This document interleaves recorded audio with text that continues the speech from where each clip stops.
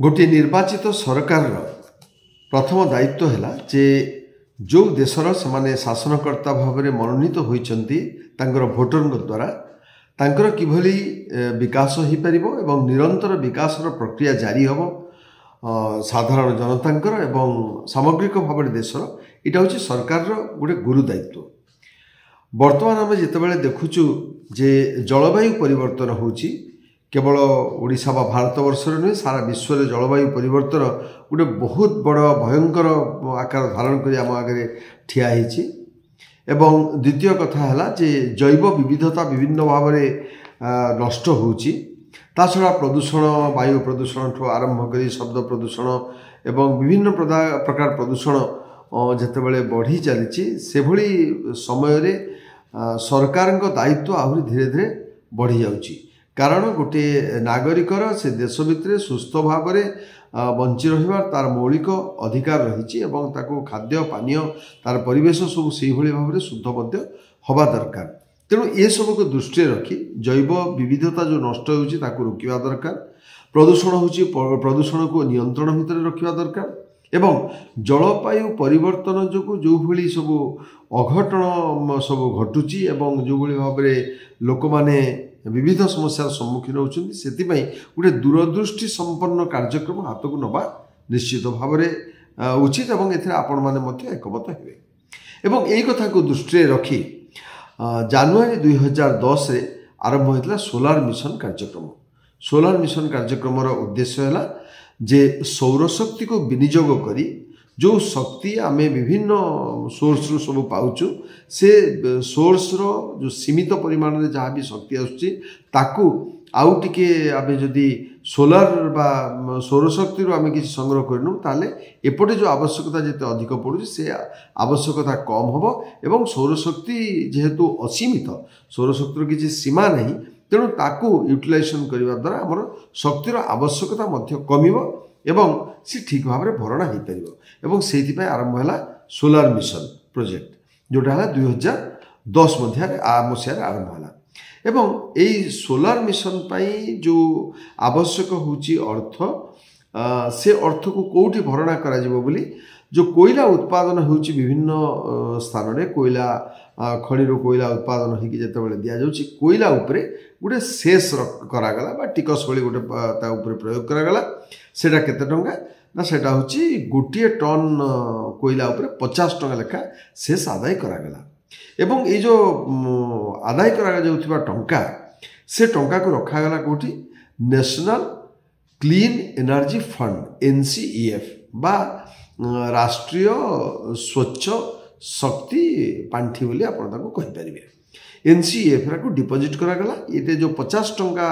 हिसाब से रहिला प्रति टन को ये 2015 बेलू ताको पुणी परिवर्तन करा जाई बा ताको वृद्धि करा जाई ताको करागला 200 टंका अर्थात 4 गुण वृद्धि पाइला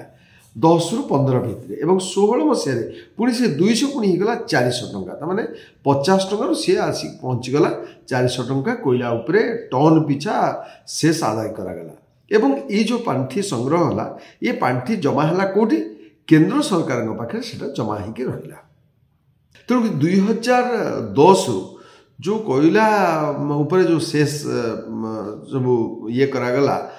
शेष सब लदी दिगला एवं से शेष आसिक जमा है किंतु किसी काम लगिला नहीं। आपण मैंने जानते आम 2017 मसीह आरंभ है GST। हाँ आ गोटे कथा कहली जे ये जो शेष जो आदाय करागला ता उपरे ता सहित जो उपभोक्ता अच्छा उपभोक्ता मान उपरे यूनिट पिछा 25 पैसा ता उपरे गोटे लदी दिगला लोक मान जो माने घरे विद्युत से नौचंती विद्युत उपभोक्ता से प्रति यूनिट रे 25 पैसा लेखा लदी दिगला। मु आपन को कहूली जे कौन 2017 आरंभ होगा आमर GST आरंभ होगा एवं GST क्षतिपूरण शेष गोटे प्रणयन करागला एवं तार आदायर अवधि रहीगला रखागला 2022 पर्यंत जोटा कि वर्तमान ताको वृद्धि करा जाई से वर्तमान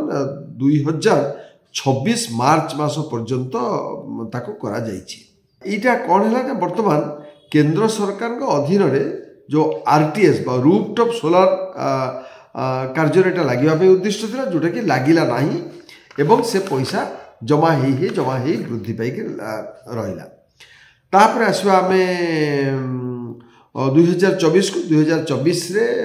ପ୍ରଧାନମନ୍ତ୍ରୀ ନରେନ୍ଦ୍ର ମୋଦି ଆରମ୍ଭ କଲେ ପ୍ରଧାନମନ୍ତ୍ରୀ ସୂର୍ଯ୍ୟଘର ଯୋଜନା। ସୂର୍ଯ୍ୟଘର ଯୋଜନା କ'ଣ? ସୂର୍ଯ୍ୟଘର ଯୋଜନାରେ ଆପଣଙ୍କର ଘରେ ଆପଣ ଯଦି ନେବେ ମାନେ ସୋଲାର ପ୍ୟାନେଲ ବସେଇବେ ଏବଂ ସୋଲାର ବିଦ୍ୟୁତ ଶକ୍ତି ଆପଣ ବ୍ୟବହାର କରିବେ, ସେଠି ଉତ୍ପାଦନ କରିବେ, ଆପଣ ଗୋଟେ ପ୍ରଡ୍ୟୁସର ହେଲେ। ଆପଣଙ୍କର ଛାତ ଉପରେ ଆପଣ ପ୍ୟାନେଲ ବସିଲା, ସେଥିରେ ଆପଣ ଗୋଟେ ପ୍ରଡ୍ୟୁସର ହେଲେ, ଯେତିକି ସୂର୍ଯ୍ୟକିରଣ ସେଠିକି ପଡ଼ିଲା, ଯେତିକି ପ୍ୟାନେଲ ଆପଣ ଲଗେଇଲେ, ସେଠୁ ଯେଉଁ ସୂର୍ଯ୍ୟକିରଣରୁ ଯେଉଁ ଉତ୍ପାଦନ ହେଲା ଶକ୍ତି, ସେ ଶକ୍ତିକୁ ଆପଣ ଘରେ ବ୍ୟୟ କରିବେ ଏବଂ ଯଦି ଆପଣଙ୍କ ଘରେ କିଛି ବଳକା ହେଲା ତାହା ସରକାର ବା ଯେଉଁମାନେ ସବୁ ବିଦ୍ୟୁତ ଆବଣ୍ଟନ କମ୍ପାନୀ ଅଛନ୍ତି ସେମାନେ ନେଇଯିବେ। ଏଭଳି ଗୋଟେ ବ୍ୟବସ୍ଥା କରାଗଲା। ଏଥିରେ ଗୋଟେ ଜିନିଷ ହେଲା ଯେ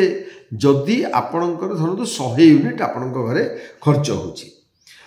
100 ୟୁନିଟ୍ ଏବଂ ଆପଣଙ୍କର ଉତ୍ପାଦିତ ହେଲା ସେଠୁ 125 ୟୁନିଟ୍, ତାହେଲେ କ'ଣ ହେବ? 100 ୟୁନିଟ୍ ଆପଣଙ୍କର ମାଗଣା ହେଲା, ଆଉ 25 ୟୁନିଟ୍ ସେଇଟା ଚାଲିଯିବ ବିଦ୍ୟୁତ କମ୍ପାନୀ ପାଖକୁ, ଯେଉଁମାନେ ଆବଣ୍ଟନ କରୁଛନ୍ତି ସେ କମ୍ପାନୀ ପାଖକୁ ବା ସରକାର ପାଖକୁ ସେଇଟା ଚାଲିଗଲା। ଏବଂ ତାପରେ ଯେତେବେଳେ ଆପଣଙ୍କର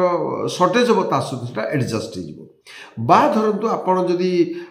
ଖର୍ଚ୍ଚ ହେଉଛି ଆପଣଙ୍କର 100 ୟୁନିଟ୍ ଖର୍ଚ୍ଚ ହେଉଛି, କିନ୍ତୁ ଆପଣଙ୍କର କନଜମ୍ପସନ୍ ମାନେ ଆପଣଙ୍କର ଉତ୍ପାଦନ ହେଉଛି, ଆପଣଙ୍କର ରୁଫଟପ୍ରେ ଉତ୍ପାଦନ ହେଉଛି 75, ତାହେଲେ ଆଉ 25 ପାଇଁ ଆପଣ ସରକାରଙ୍କୁ ବା ଯେଉଁମାନେ ବିଦ୍ୟୁତ ଶକ୍ତି ଆବଣ୍ଟନ କରୁଛନ୍ତି ସେ କମ୍ପାନୀକୁ ଆପଣ ଦେବେ। ଏହାର ଅର୍ଥ ଯେ ଆପଣଙ୍କର ଯଦି ବଳକା ହେଲା ତାହେଲେ ରାଜ୍ୟ ସରକାର ବା ଆବଣ୍ଟନ କରୁଥିବା କମ୍ପାନୀ ନେଇଯିବ, ବା ଯଦି ଆପଣଙ୍କର ସର୍ଟେଜ ହେଲା ଆପଣ ଯେତିକି ଆପଣଙ୍କର ପାଇଲେ ଉତ୍ପାଦନ କଲେ ତାକୁ ବ୍ୟବହାର କରିବେ, ଆଉ ବାକି ତକ ଆପଣ ତାଙ୍କଠୁ କିଣିବେ। ଏଇଭଳି ଗୋଟେ ବ୍ୟବସ୍ଥା ହେଲା, ଯେଉଁ ବ୍ୟବସ୍ଥାଟାକୁ ସମସ୍ତେ ଆପ୍ରିସିଏଟ୍ କଲେ ଏବଂ ସବୁଠୁ ବଡ଼ କଥା ହେଲା ଯେ କେନ୍ଦ୍ରୀୟ ବଜେଟ୍ରେ ଏଥିପାଇଁ 75,021 କୋଟି ଟଙ୍କା ଏଥିପାଇଁ ମଞ୍ଜୁର ମଧ୍ୟ କରାଗଲା। ଇଏ ଗୋଟେ ବିରାଟ ଆମାଉଣ୍ଟ ହେଲା ଏବଂ ଏଇଟା ଗୋଟେ ସହାୟତା ରାଶି ହିସାବରେ ଲୋକମାନଙ୍କୁ ଦିଆଯିବ। ଲୋକମାନେ କ'ଣ କରିବେ? 3 କିଲୋୱାଟ୍ ପର୍ଯ୍ୟନ୍ତ, ମ୍ୟାକ୍ସିମମ୍ 3 କିଲୋୱାଟ୍ ପର୍ଯ୍ୟନ୍ତ ଆପଣ ଲଗେଇବେ, ଆପଣଙ୍କ ଘରେ ଲଗେଇବେ, ରୁଫଟପ୍ ପ୍ୟାନେଲ ଲଗେଇବେ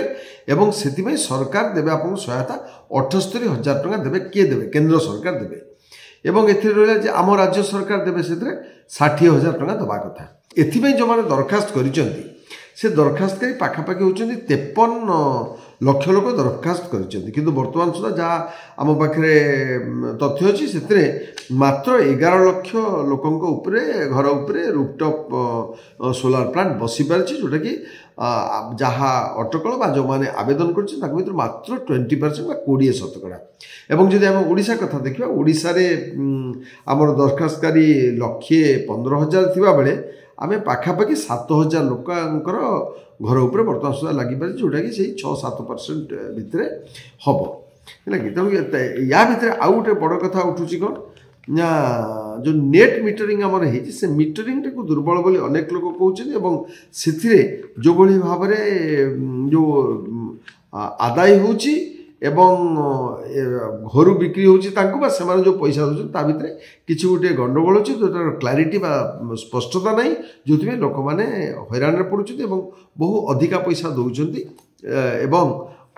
ସୋଲାର ପ୍ୟାନେଲ ଲଗାଇବା ଦ୍ୱାରା ଯେଉଁ ଲାଭ, ସେ ଲାଭ ସମ୍ପୂର୍ଣ୍ଣ ରୂପେ ସେମାନଙ୍କୁ ମିଳିପାରୁନାହିଁ ବୋଲି ବହୁତ ଅଭିଯୋଗ ସେଥିପାଇଁ ଆସୁଛି। ଆଚ୍ଛା, ଆମର ଅକ୍ଷୟ ଶକ୍ତି ଯେଉଁ ମନ୍ତ୍ରଣାଳୟ କେନ୍ଦ୍ର ସରକାରଙ୍କ ଅଛି ସିଏ କ'ଣ କହିଲା ନା, ଯେଉଁଟା ଆପଣଙ୍କୁ ମୁଁ ଟିକେ ଆଗରୁ କହୁଥିଲି ଯେ 3 କିଲୋୱାଟ୍ର ଆପଣ ନେବେ ଏବଂ ତାର ଗୋଟେ ବେଞ୍ଚମାର୍କ ସେମାନେ ଫିକ୍ସ କରିଥିଲେ। ସେତେବେଳେ ବେଞ୍ଚମାର୍କ କରିଥିଲେ ମାନେ ଗୋଟେ ସୀମା ନିର୍ଦ୍ଧାରଣ କରିଥିଲେ ଯେ ମ୍ୟାକ୍ସିମମ୍ 1,45,000 ଟଙ୍କା ଭିତରେ 3 କିଲୋୱାଟ୍ର ଜଣେ ପ୍ୟାନେଲ ଲଗେଇବ ଏବଂ ଲଗେଇକରି ବିଦ୍ୟୁତ ଇଏ କରିପାରିବ। ପ୍ୟାନେଲ ଲଗେଇବ ଆଉ ଯାହା ଯନ୍ତ୍ରାଂଶ ସବୁ ଲାଗିବ ସେ ଯନ୍ତ୍ରପନ୍ତ୍ର ଲାଗିବ, କମ୍ପ୍ଲିଟ୍ ଆପଣଙ୍କର ସେଟଅପ୍ ମାନେ ରୁଫଟପ୍ ସୋଲାର ପ୍ଲାଣ୍ଟ ସେଟଅପ୍ ହେବା ପାଇଁ ଆପଣଙ୍କୁ 3 କିଲୋୱାଟ୍ର ଲାଗିବ 1,45,000 ଟଙ୍କା ହାଏଷ୍ଟ ଇଏ କରାହେଇଥିଲା। କିନ୍ତୁ ତା ଭିତରେ ଏ ବ୍ୟବସ୍ଥା ବି ଥିଲା ଯେ ଯଦି କୌଣସି କାରଣରୁ ଯନ୍ତ୍ରାଂଶର କିଛି ତାର ଦରଦାମ ବଢ଼ିଲା ବା ଅନ୍ୟ କୌଣସି କାରଣ ହେଲା ଯେଉଁଥିପାଇଁ ଅଧିକ ଖର୍ଚ୍ଚ ହେବ, ତାହେଲେ ସେ କ୍ଷେତ୍ରରେ ପୁଣି ୟାକୁ ପୁନଃନିର୍ଦ୍ଧାରଣ କରାଯାଇପାରେ। ସେଥିପାଇଁ କମିଟି ବସିକି ତାକୁ ସେମାନେ ଆଉ ଥରେ ତାକୁ ଚିନ୍ତା କରିପାରିବେ, ବଢ଼େଇ ପାରିବେ, ମାନେ ମଧ୍ୟବର୍ତ୍ତୀକାଳୀନ ସମୀକ୍ଷା କରିକି ପୁଣି ମୂଲ୍ୟାୟନ କରିକି ସେ ଅନୁସାରେ ରେଟ୍ କରିପାରିବେ ଏବଂ ବଜେଟ୍ରେ ସହାୟତା ମଧ୍ୟ କରାଯାଇପାରିବ। जोटा कि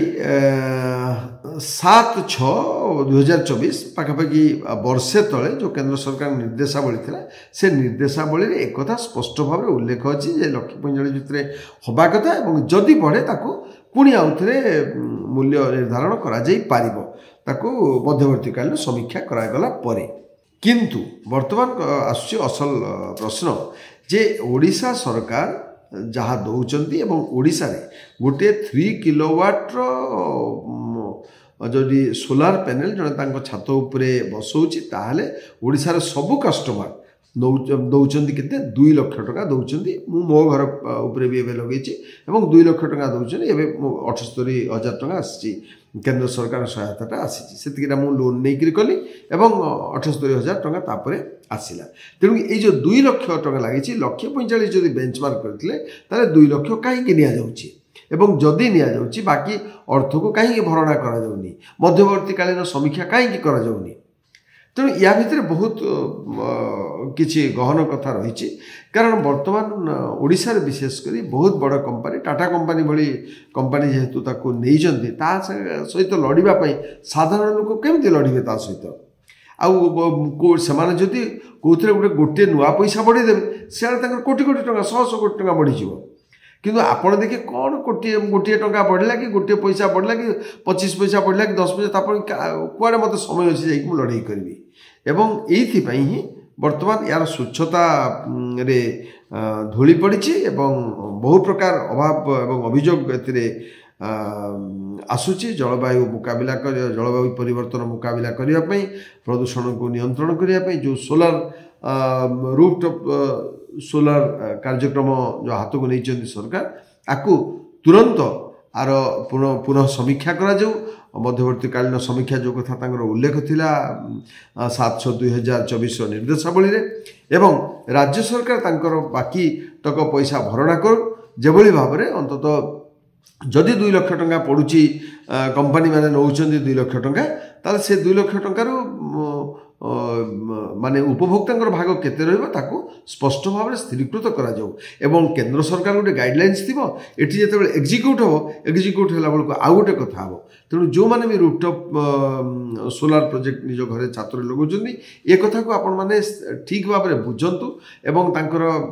कोन अछि तांकर सिस्टम कोन अछि एवं केते टंका दबो किए केते टंका दबो मिलुची कि नाही से सब बुझाबुझी करी आपण माने करंतु एवं राज्य सरकार जो माने ओईआरसी बा ओडिशा इलेक्ट्रिसिटी रेगुलेटरी कमिटी जो अच्छी ओईआरसी मध्य सशक्त हो से माने ये आवंटन करुवा कंपनी एवं जो माने फिक्स करूचंती लगौचंती से कथा बुझंतु जो नेट मीटरिंग व्यवस्था ताकू मध्य ठीक भाव में करा जाऊ जहाँ द्वारा विद्युत उपभोक्ता माने जेभली शोषित एवं निर्यातित न हुअंती एवं अनवरत भाव में विद्युत समानक घरे पहुँचू एवं सोलार सिस्टम रो आमे मध्य लाभवान हो जहाँ की शक्ति उत्पादन क्षेत्र में जो नियंटा रही से नियंटिया मध्य भरणा हो जाऊ एवं जोटा आमे देखुचु जे मात्र सारा देश में 20% ओडिशा रे 7% मात्र होती ताकू आहुरी वृद्धि करा जाउची ता भितर निश्चय कोठी कप एंड लिप भितर गोटे रही झड़ कोठी गोटे असुविधा थी जो असुविधा को ठीक भाव में जब सजड़ा जापे दृष्टि दि जापे मु भावुची निश्चित भाव में जोटा 20% लोक बर्तमान सुधा होती सी 100% जाकि पहुँची पार कारण किए न चाहिए जदि कम पैसा विद्युत पाइब किए न चाहिए मागणारे कारण तार तो सोर्स तो मागणा ना इनिशियल जहाँ इन्वेस्टमेंट होची ताकू छाड़ीदे से मागणारे विद्युत पाइपर। तेणु कि आम ओईआरसी पाखे केंद्र सरकार पाखे और राज्य सरकार पाखे आम नवेदन रे जो माने विद्युत उपभोक्ता और विशेषकर जो माने रूफटॉप सोलार प्लांट बसाइबा राजी अच्छे से स्वार्थ को दृष्टि रखु और राज्य सरकार भाग ठीक भाव में प्रदान करतु। नमस्कार।